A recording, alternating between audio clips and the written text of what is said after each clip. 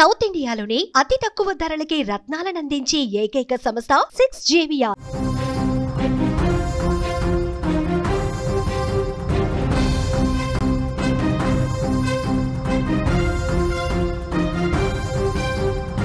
రాష్ట్ర వ్యాప్తంగా సంచలనం సృష్టించిన కూకట్పల్లి సహస్ర హత్య కేసులో పోలీసులకు విస్తుపోయే నిజాలు ఇప్పుడు కనిపిస్తా ఉన్నాయి.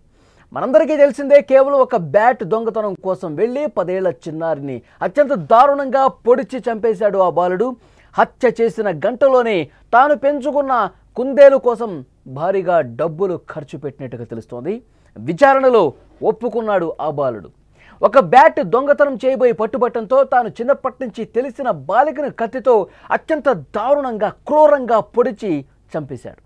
ఈ ఘటన జరిగిన వెంటనే అతను ఏమీ తెలియనట్టు ఇంటికి వెళ్ళిపోయాడు. ఒకవైపు పోలీసులు పాపను ఎవరు చంపారు అని తలలు పట్టుకుంటుంటే, హత్య చేసిన ఆ బాలుడు మాత్రం వారి చుట్టూనే తిరుగుతూ పోలీసుల్ని తప్పుదోవ పట్టించే ప్రయత్నం చేశాడని తెలుస్తోంది.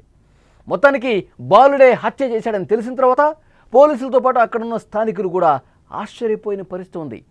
అతని మెంటాలిటీ ఏ విధంగా ఉంది, అతని స్వభావం ఏంటి, అతడు ఆ బిహేవియర్ పోలీసులు ప్రస్తుతం అనలైజ్ చేస్తున్నారు.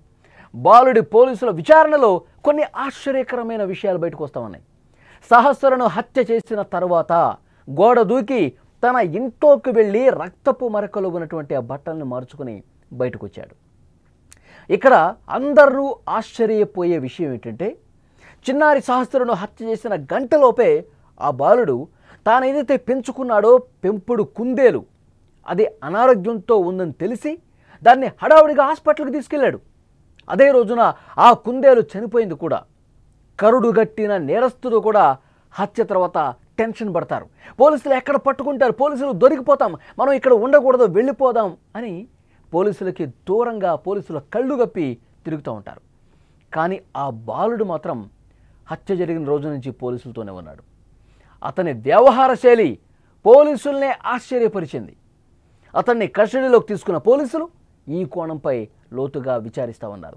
పోలీసులు వెనకాలే తిరుగుతూ పోలీసులకి అబద్ధాలు చెప్తూ, ఈ హత్య జరిగినప్పుడు సహస్ర డాడీ డాడీ డాడీ అని చెప్పి అరిచింది సార్, నా చెవులతో నేనున్నాను, నేను అప్పుడు ఇంట్లోనే ఉన్నాను, నాకు అరుపులు వినిపించాయి అని పోలీసుల్ని తప్పుదోవ పట్టించాడు.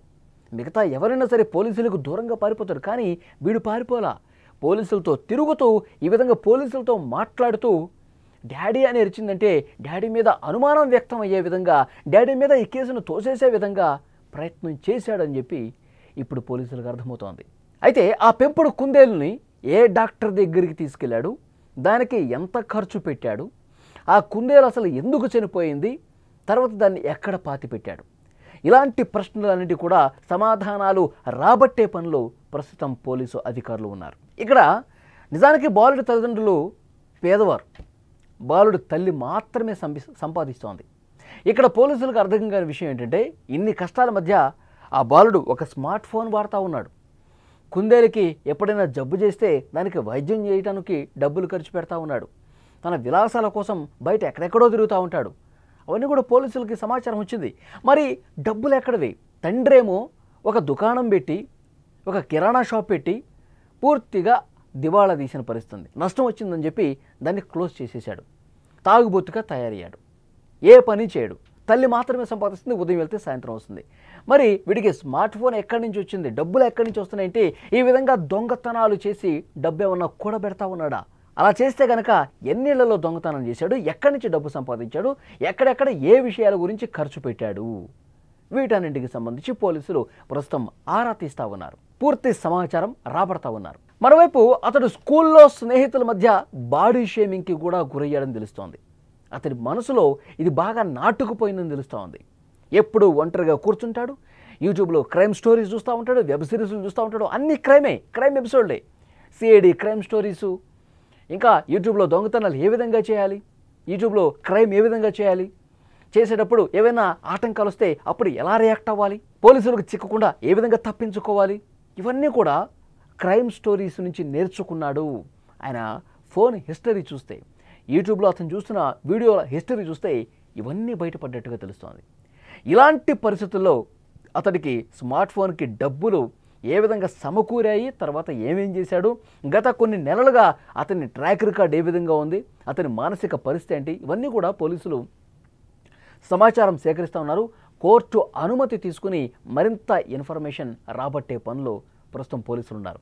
ఈ కేసు త్వరగా ఒక కొలికి తీసుకురావడానికి అతని మానసిక స్థాయిని కూడా విశ్లేషించి కోర్టుకు చెప్పాలి. ఇతడు వ్యవహారశైలి ఇది, ఇతడి పరిస్థితి ఇది, గత కొన్ని రోజులకు ఇతడు చేసినటువంటి వ్యవహారం ఇది, మానసికంగా ఇతడు ఈ పరిస్థితికి రావడానికి కారణాలు ఇవి అని చెప్పి పోలీసులు ఆ సమాచారం మొత్తం కోర్టుకు చెప్పాల్సినటువంటి పరిస్థితి ఉంది. కాబట్టి అన్ని కోణాల్లో దర్యాప్తు చేస్తామన్నారు. ఇంకా సహస్ర తల్లిదండ్రులు ఆ బాధ నుంచి బయటికి రాలా. ఎందుకంటే వారి కుమార్తె, అల్లారు ముద్దుగా పెంచుకున్నటువంటి కుమార్తె ఒక్కసారిగా బెడ్ మీద రక్తపు మడుగులో విగత జీవిగా పడి ఉండటం, ఆ సమయం నుంచి అప్పటి నుంచి కూడా వాళ్ళు ఇంకా అదే బాధలో ఉన్నారు, ఆవేదనలో ఉన్నారు. ఏదో ఒకరోజు న్యాయం జరుగుతుంది, వాడిని కఠినంగా శిక్షించాలి, జైల్లో పెట్టేసి వాడిని మేపటం కాదు, వాడు పిల్లాడు కాదు, వాడు చేసినటువంటి పని, వాడి వ్యవహారం, వాడి ప్రవర్తన అది పిల్లవాడి ప్రవర్తన కాదు, దయచేసి వాడిని చాలా అంటే చాలా కఠినంగా శిక్షించాలి, మాకు అప్పగించండి అంటూ ఆ రోజున ఎంత విలపించారు. మొత్తం రాష్ట్రం చూసింది. చాలా బాధ కలిగించేటువంటి అంశం ఇది. సో డెఫినెట్గా పోలీసులు వాళ్ళ దర్యాప్తు వాళ్ళు చేస్తూ ఉన్నారు. చట్టం ప్రకారం చట్టం తన పని తను చేసుకుపోతుంది. ఆ బాలుడిని తప్పు చేశాడు, నేరం చేశాడు కాబట్టి చట్ట ప్రకారమే ఆ బాలుడికి శిక్ష పడుతుంది, మీరు శాంతించండి అంటూ సహస్ర తల్లిదండ్రులతో కూడా పోలీసులు మాట్లాడిన పరిస్థితుంది. సో పోలీసులు ఇన్వెస్టిగేట్ చేస్తూ ఉన్నారు. ఇతడి ప్రవర్తన, హత్య తర్వాత పరిణామాలు, అతనికి డబ్బు ఎట్లా వచ్చింది, అతను ఎన్ని దొంగతనాలు చేశాడు, అతని ట్రాక్ రికార్డు మొత్తం కూడా వెలికి తీసే పనిలో ప్రస్తుతం పోలీసులు ఉన్నారు.